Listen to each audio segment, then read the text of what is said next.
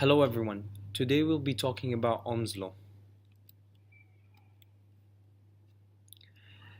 In January 1781, before George Ohm's work, Henry Cavendish experimented with Leyden jars and glass tubes of varying diameter and length filled with salt solution. He measured the current by noting how strong a shock he felt as he completed the circuit with his body. Now, Ohm did his work on resistance in the years 1825 and 1826 and published his results in 1827 in the book of the Galvanic Circuit Investigated Mathematical. Now, he drew considerable inspiration from Fourier's work on heat conduction in a theoretical explanation of his work. Now, what is Ohm's law?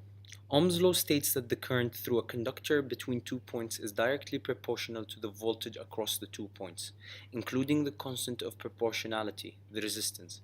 One arrives at the usual mathematical equation that describes this relationship. I stands for current equal to V, that stands for voltage, divided by R, which stands for resistance. Now, to explain more about Ohm's law, we're going to use the hydraulic analogy. Ohm's law also makes intuitive sense if we apply it to the water pipe analogy. If we have a water pump that exerts pressure, which is voltage, to push water around the circuit current through a restriction, which is resistance, we can model how the three variables interrelate. If the resistance to water flow stays the same and the pressure increases, the flow rate must also increase. We'll be talking about the temperature effects on the Ohm's law. Ohm's law states that the resistance of a conductor is constant provided its physical conditions such as temperature remain constant. If the temperature is increasing, we can't say it obeys Ohm's law because Ohm's law needs its temperature to remain constant. You aren't wrong. An incandescent light bulb, for example, does not obey Ohm's law.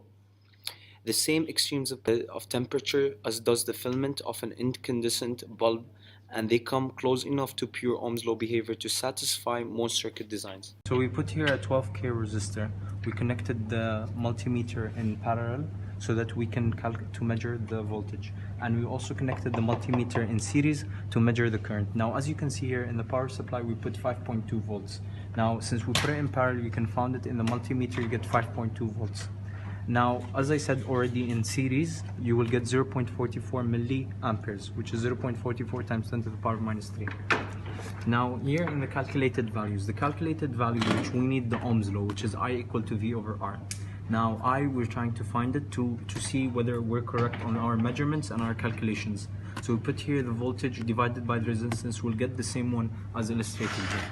Thank you. Thank you for watching, guys. Please like and subscribe.